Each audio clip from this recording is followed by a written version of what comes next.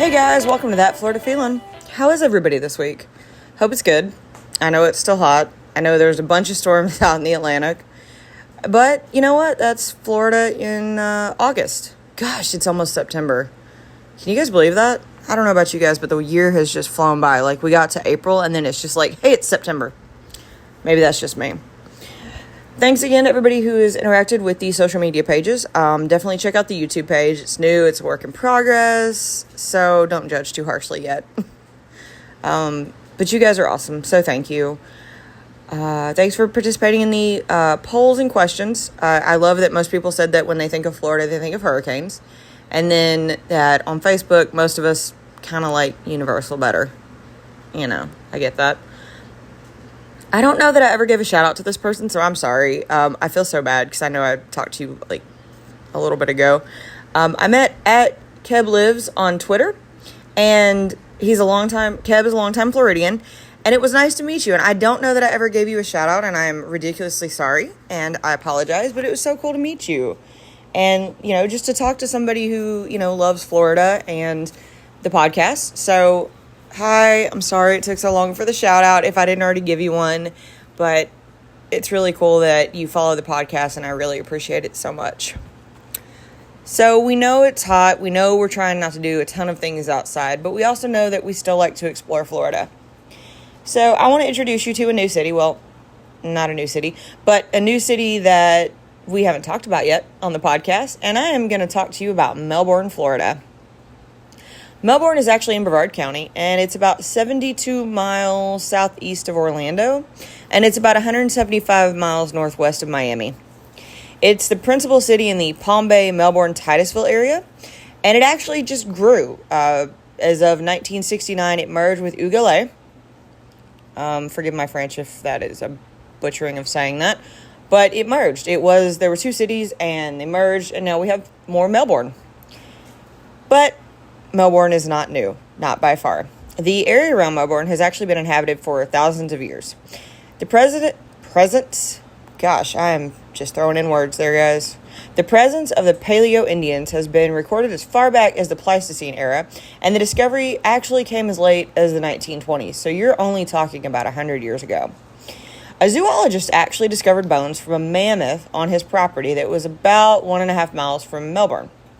The skeleton was excavated, and a second skeleton was actually found close by with large rough flint instruments and fragments of the rib bones. They also found mastodon, horse, ground sloths, tapirs, camels, and saber-toothed cat bones in the area, all of which have been extinct in Florida since the Pleistocene era, which was roughly 10,000 to 8,000 BCE. So we're talking a very long time. But somehow these bones are still there and in Florida. Fun fact, though, they also found human rib bones and charcoal at a nearby site with a finely worked spear point, so proof that not only did large animals roam the area, but humans roam the area as well. And another discovery came, again in the 1920s, when a crushed human skull with a finger, arm, and leg bones were also found in association with a horse tooth. They also found a piece of ivory that appeared to have been modified by human hands at the bottom of the area where the bones were found. They found a spear near a set of mastodon bones, a turtle back scraper, and a blade that had bear, camel, mastodon, and tapir bones with it. They've also found other human remains in the area, some as far south as Vero Beach, which is, I would say, 30 miles south of Melbourne. And it's all the same similar artifacts. So, you know, there's reason to believe that all the same people lived in this area, and of course the animals that they hunted.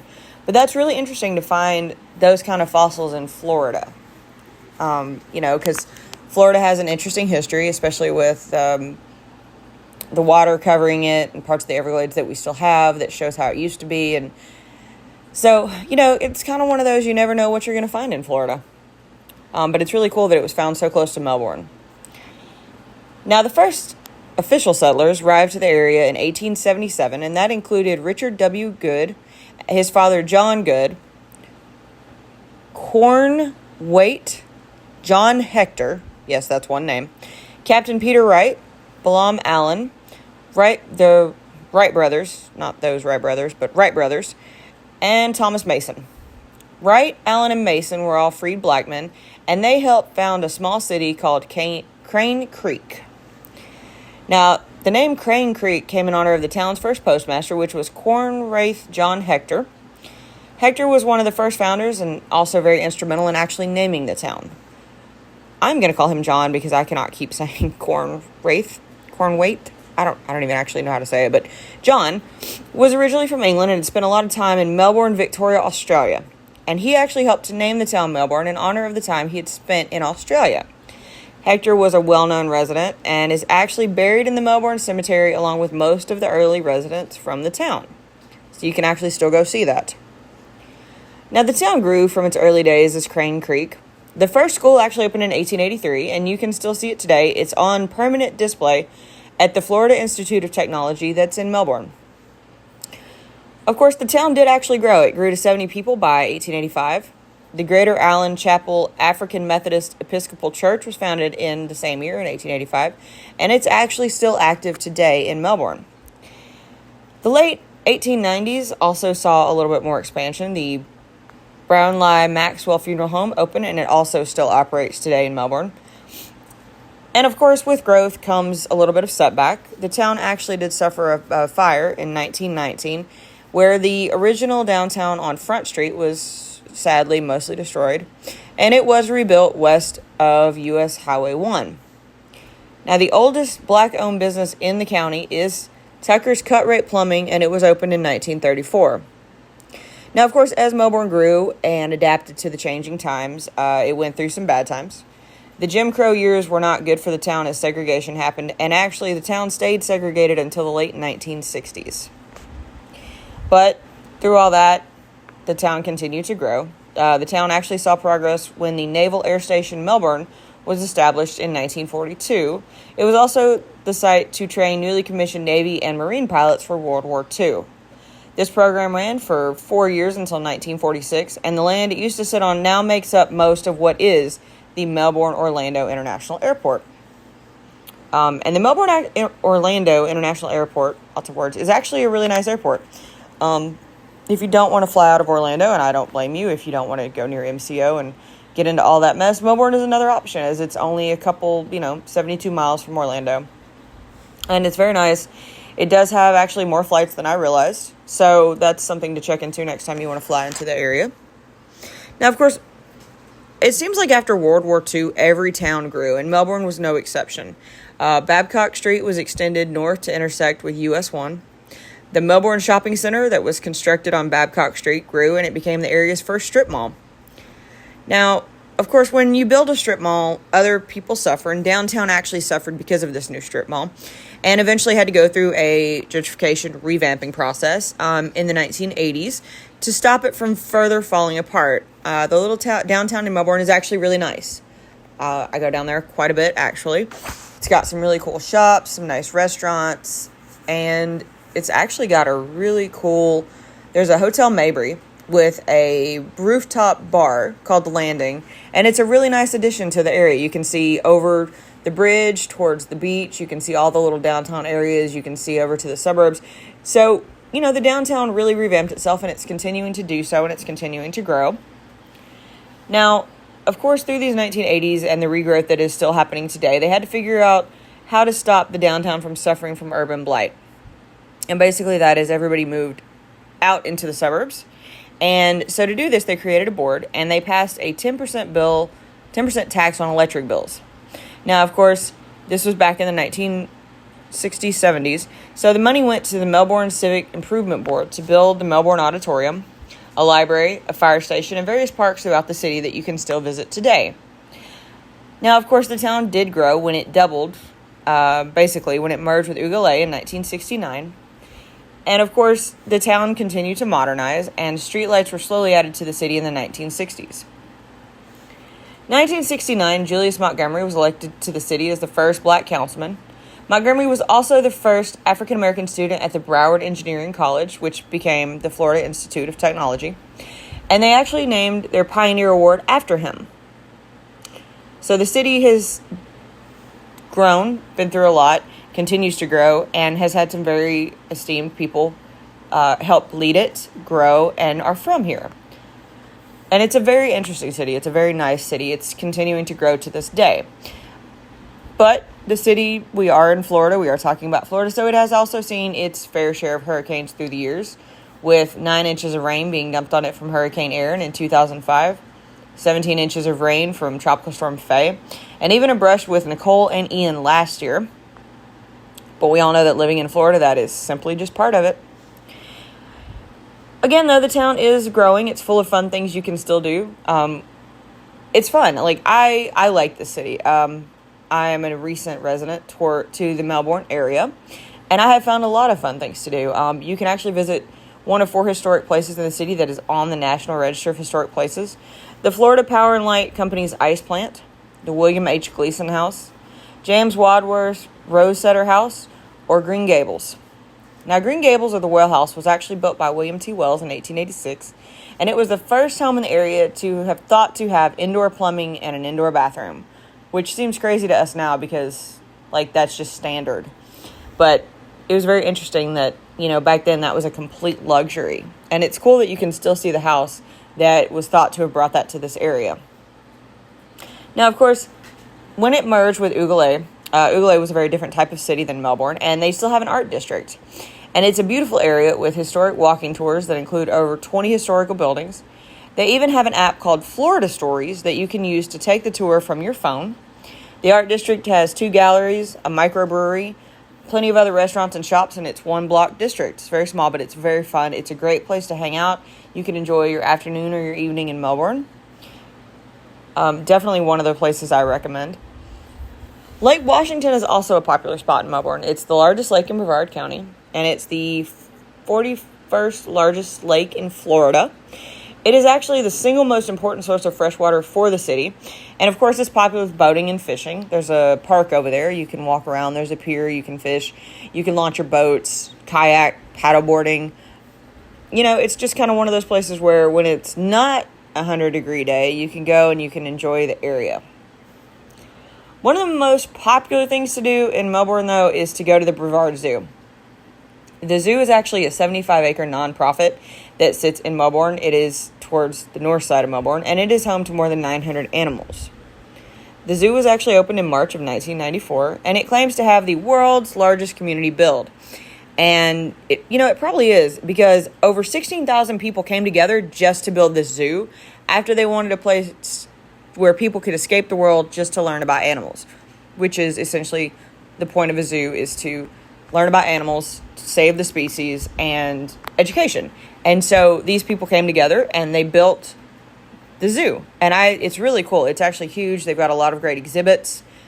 And it's broken down into several different areas. They have a wildlife detective training academy, which is a super popular place where children can come see terrariums and interactive activities, learn about new things. And they have a new mystery each month where they can investigate and find clues in the zoo. So it's very interactive. The academy is semi-open right now, thanks to the pandemic, but here's hoping to a full open someday soon, because it really is a cool addition to the zoo. They have Expedition Africa, which is a cool part of the zoo. You can actually take kayaks on the ground of the zoo. So the staff leads these kayak trips around a waterway, and they tell you about the African-themed exhibits. So giraffes, zebras, white rhinos, camels, meerkats, and lemurs, as well as many other animals that you can actually see. Of course, everybody wants to feed the giraffes, so there is an observation platform where you can feed the giraffes. They have an interesting part called the Lands of Change, and it's called Australia and Beyond. It's another fun area for the zoo, and it's a loop, and it features animals from Australia, Oceania, Southeast Asia, and South America. You can see red kangaroos, emus, wrinkled hornbills, and black swans.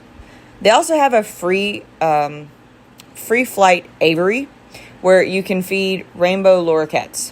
You can also get up close with the kangaroos and the emus. I don't know about you guys, but I'm not a bird person, so you guys enjoy that free flight aviary. I will just watch the kangaroos. They have a cool exhibit called Wild Florida, and that includes animals from North America like otters, alligators, crocodiles, bald eagles, foxes, black bears, and bobcats. Although I do have to say that if you live in Florida, that just sounds like a regular day in Florida. But it's really cool that they do put these on exhibit and you do get to see them up close as opposed to running away from them when you're seeing them in the wild out and about in Florida. But I have a question. Where are the Florida Panthers? Why do you not have a Florida Panther? I'm not talking about the ones in Sunrise. I'm talking about the Florida Panthers. I mean, that's part of Florida, guys. Kind of annoyed they don't have those. They have another park called the Rainforest Revealed, or La Selva. It's home to jaguars, cotton-top tamarins, anteaters, spider monkeys, macaws, and fishes. The loop also has capybaras and sloths. You can see vultures, and they have vulture feedings. I'm going to say no thanks to that one, but that's somebody's thing. They also have something called Paws On, and Paws On is a great place for children. It's a playground, a splash pad, and a petting zoo.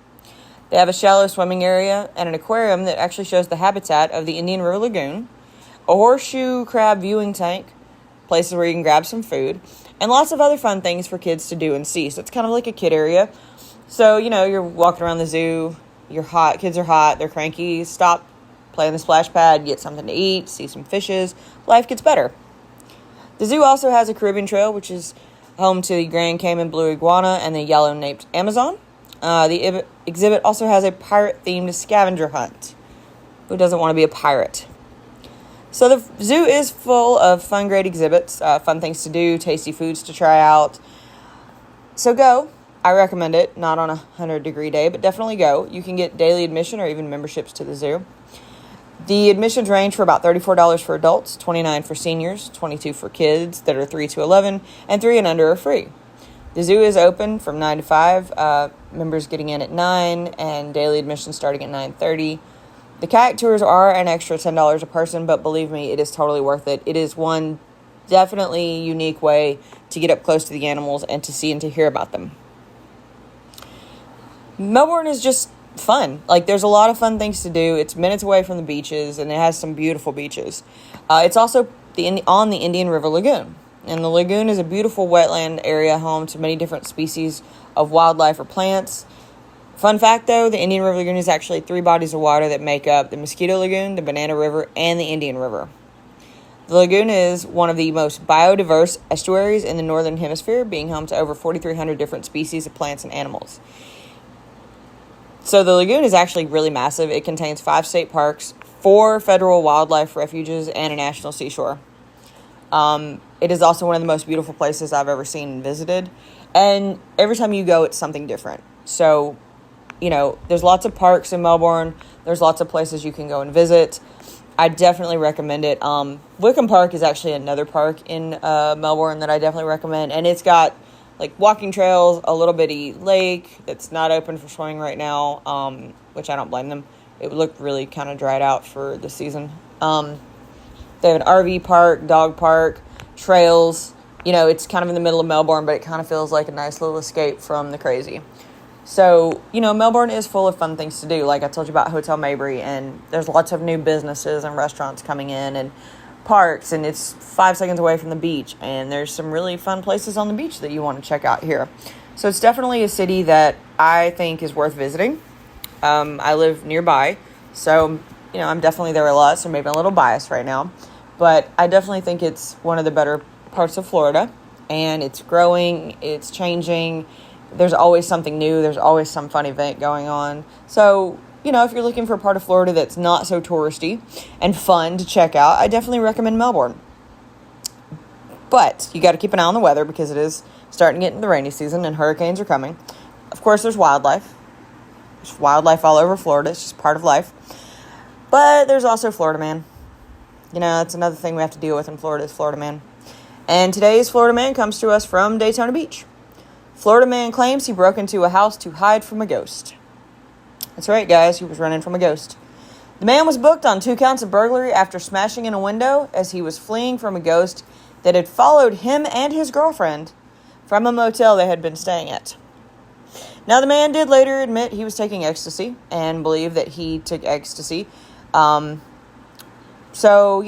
he took ecstasy, God allowed him to make these bad decisions, and that's why he took ecstasy. And that's why he was seeing ghosts and running away, because, God was punishing him for these bad decisions. just don't do drugs, guys. Just don't. That's the end of that one. Thanks for listening this week, guys. I hope you want to check out Melbourne soon someday, explore the zoo, see the beautiful lagoon, eat at some awesome restaurants. Don't forget to check out the social media pages. Even if you just want to say hi, please say hi. I love meeting you guys. If you have a second, I really would appreciate a 5-star review on Spotify and a review on Apple. It just kind of gets the podcast out there for most people. Keep posting those really great memes on the That Florida Feeling group and page. I love it. You guys find some great memes. I don't know where you find them, but they're great, so keep posting them. As always, guys, drink water, wear sunscreen. It's hurricane season, so stay prepared. And as always, that is your daily dose of sunshine.